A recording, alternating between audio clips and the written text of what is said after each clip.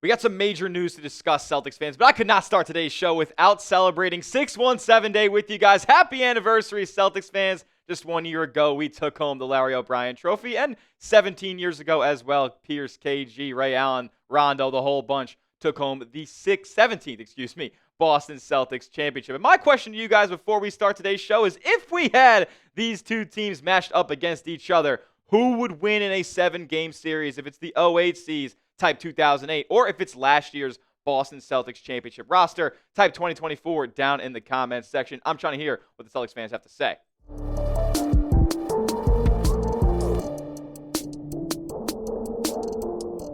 What's going on, Green Teamers? You're watching Celtics Today by Chat Sports. I am your host, Tyler Smith, and on today's show, we have a double dose of major news surrounding your Boston Celtics. As a new report came out that Kevin Durant wanted to be traded to Boston, and then on the back half of today's show, we'll talk about the Celtics free agency outlook and how likely it is or not that they end up re-signing one of or both Luke Kornet and Al Horford. Can the C's keep either center? Well, we'll talk about it on today's show. But let's hop in to this Kevin Durant report that came out from Kevin O'Connor of Yahoo Sports. He said, Durant has already been denied by his top choices. There were rumblings at the trade deadline that KD wanted to land with the Celtics or Knicks. New York's interest reportedly isn't mutual anymore, and Boston's cap sheet and trajectory make that scenario highly unlikely. Look, man, that would have been awesome, and I've always wanted Kevin Durant as a member of the Celtics. I spent my July 4th, yes, this is kind of an embarrassing thing to admit, but back in 2016, I spent my entire July 4th sitting on my basement floor refreshing Twitter constantly. Can Kevin Durant sign with the Celtics? Will he sign with the Celtics? We were on the doorstep, and then the Warriors obviously swoop in with the Hamptons 5 and get 2 championships out of KD. And look, the Celtics, they were trying to potentially trade for KD a couple of seasons ago. Back in 2022, reports came out that Brad Stevens was willing to deal both Jaylen Brown and Derek White a couple of seasons ago for Kevin Durant, but nothing ever materialized. The Nets said no to that package, and they were probably silly to do so. Now, a couple of years later, Kevin Durant's back in the trade circles, and a trade is likely to happen over these next few days, but not likely to see him be wearing green. Look, Boston would have to trade Jaylen Brown in this scenario, and both teams, Boston and Phoenix, are above the second apron at this point, so a one-for-one deal would be incredibly unlikely. Both teams have to have literally the exact dollar amount going back and forth between each other, so it would involve a third team, and no player, as far as Jaylen Brown's stature, is getting traded for Kevin Durant at this point. The asking price is pretty low, and it's just not realistic for the Celtics to trade for KD. But they could potentially get involved. But let's just talk about who Kevin Durant could be dealt to over these next week or so. As of right now, the KD trade odds are as follows. The Miami Heat just took the lead as the favorite, according to the people out west, at plus 200. The Rockets close behind at plus 250. And the Spurs at plus 300. The Timberwolves at plus 350. And then a big drop-off to the Toronto Raptors that have some reported interest at plus 1,200. But right now it seems like the Heat and the Rockets are the most realistic destinations, as the Spurs' interest is not as high as initially thought. So it's going to be one of these couple of teams here that KD ends up getting dealt to, it seems. And could the Celtics potentially get involved and be used as a vehicle in one of those deals? I think that they could, for a couple of reasons. One, I think it's going to take a third team, regardless of the Kevin Durant package, in order to get that done. Because trades are complicated with the NBA. The new CBA, it makes a lot of things impossible. So it's not going to be easy for the Suns to actually get a deal materialized. Plus, they don't like any of the offers that they've gotten at this point. So could a third team jump in and help sweeten the deal? I think the Celtics could be that squad, and we'll talk about it in just a moment. But first, make sure you go down below and like today's video. If you want Brad Stevens to make the right moves this offseason, manifest it by going down below and hitting that thumbs up icon like today's show. I think everybody who's viewing today's video and has gotten to this point so far should go down below and like the video, because we want Brad to do the right thing. Let's go back to this quote that we originally heard from Brian Robb, initially reporting how the Celtics could get involved in a KD trade. He said, given Boston's need to move excess salary this offseason, they certainly could try to work their way into a deal to help move secondary pieces. The other aspect of this was worth watching for Boston, naturally, is where Durant ends up. And we've talked about this.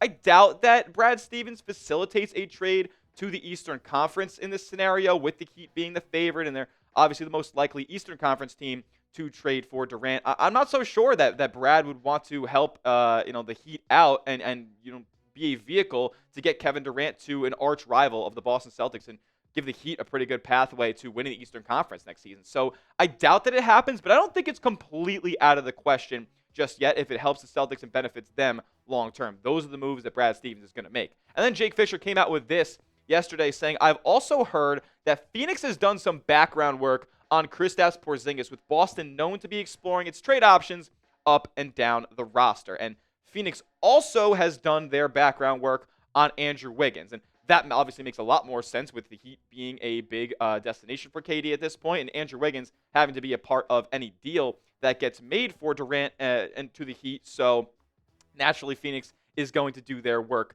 a little bit. So with that being said, like, could the Celtics get in a deal that ends up being, KD to the Heat, Andrew Wiggins to the Suns, as well as Kristaps Porzingis to Phoenix? I'm not so sure that that's all that realistic. I ran the trade through Fanspo, and that would be $58 million going back to Phoenix versus 54 going out in Durant, and they cannot aggregate salaries as a second apron team.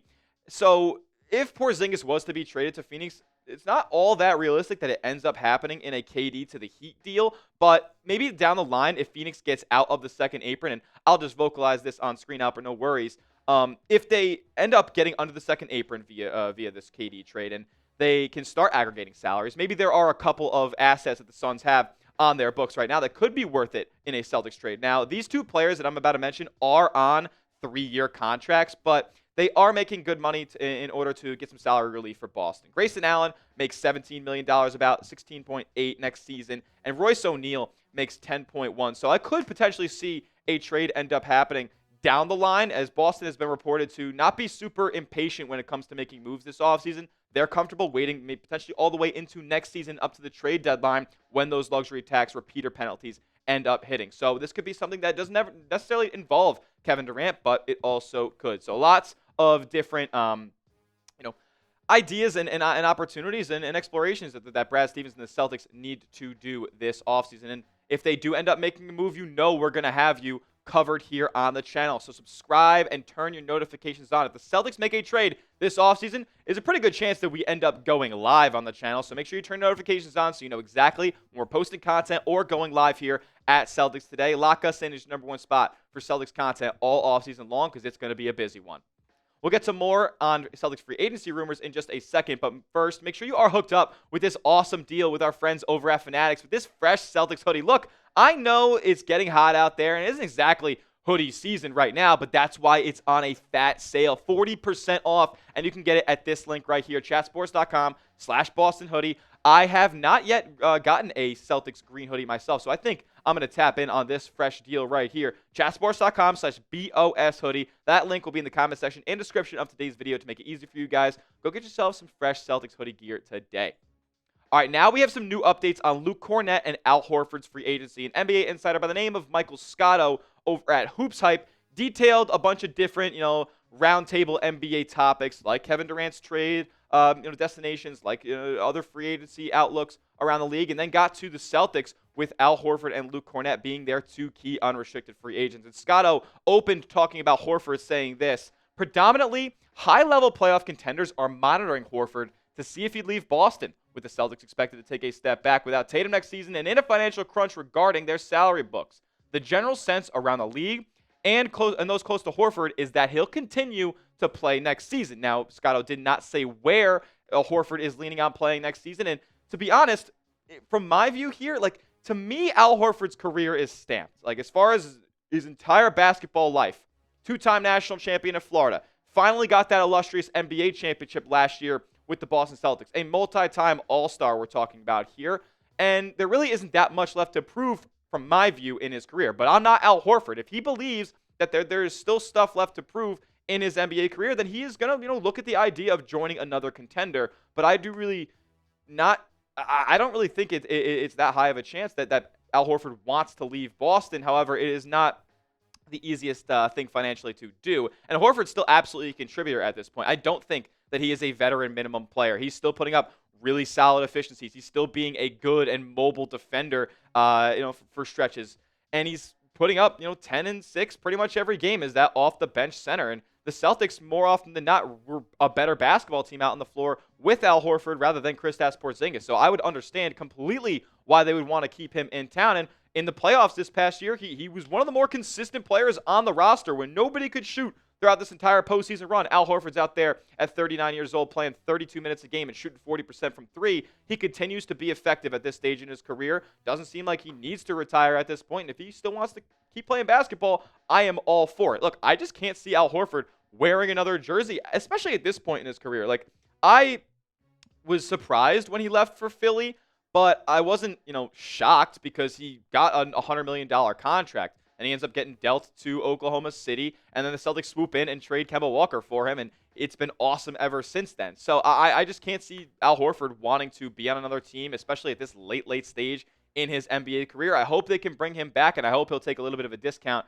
to be able to do so. Hopefully, maybe, never know. Maybe he waits until the Celtics get under that second apron and have a little bit of flexibility to give him the money that he deserves. Now, on the other hand, Luke Kornet, I'm not so sure that the Celtics are going to be able to bring him back. He might be getting a raise. Evan Sittery said this from Forbes Sports. He said the Celtics are likely to lose backup center Luke Kornet in unrestricted free agency. With Boston's massive tax bill and their plans to lower it, Kornet will find interest from contending teams who can offer more annually. The Celtics can't offer much annually right now.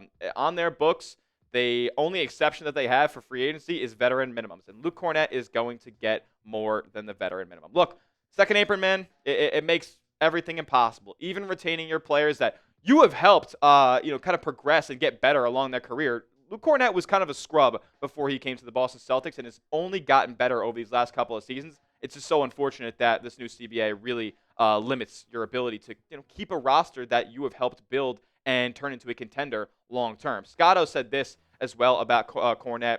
He said after thoroughly outplaying his current contract, Kornet is expected to earn a substantial pay raise and have a robust market this summer among various teams who have the non-taxpayer mid-level exception to spend. And that non-taxpayer mid-level exception exceeds all the way up to $14.1 million. And the Celtics, they can't really afford to give out raises right now, unfortunately. Even for the players on their roster, they just can't do it. I mean, they got a guy like Sam Hauser making $10 million, but it really costs $80 million when it comes to their luxury tax penalties. Look, I would love to bring back Kornet, man, and I think that he could be a starting center for Boston. He showed in the postseason that when he got those opportunities, he stepped up to the plate. And over the past few seasons, man, you look back to 2022, he was kind of a scrub, only playing 15 minutes a game or 15 games that year. And I think he was bouncing around the G League for a good bit. Then he comes to Boston and has only gotten better each of the last few seasons. And he's been playing more minutes. He's got his role elevated up to an 18.5 minute a game guy this past year. And he's been awesome, man. Like, I loved what he did in the postseason as well when that opportunity knocked. Like, Kristaps Porzingis could not breathe out there on the basketball court. And what did Luke Kornet do in a must-win game in Game 5? He absolutely dominated. 10 points, 9 rebounds. That I'll never forget. And they can never take away that reverse lob slam that Luke Kornet threw down. He had 7 blocks, tying a Celtics record, or I think he actually broke it off of the bench. So and he was obviously incredibly efficient, 5 for 5 from the floor. That big 7-footer hanging around the rim. Look, I love Kornet, man. He brings a lot of energy. He's great in the locker room. And if money was no object, like, I really believe that both Al Horford and Luke Kornet would both re-sign with the Boston Celtics. But unfortunately, the Celtics are now in a corner a little bit, and they'd be lucky if either one of them came back. And it's obviously more likely that Horford does, considering his age, and he's already made his money in this league. Kornet's still looking to get his biggest payday of his career after outplaying the contract that he's currently on. So Boston, they would be very, very lucky to end up retaining either one of these guys. I want at least one to come back, as Celtics front court looks really, really thin heading into next season. But with the way that they have performed these past couple of years, man, they could absolutely deserve and receive pay raises that the Celtics just cannot afford at this point. But what do you guys think? If you had to be able to, if we were able to keep one, it's not guaranteed that we do.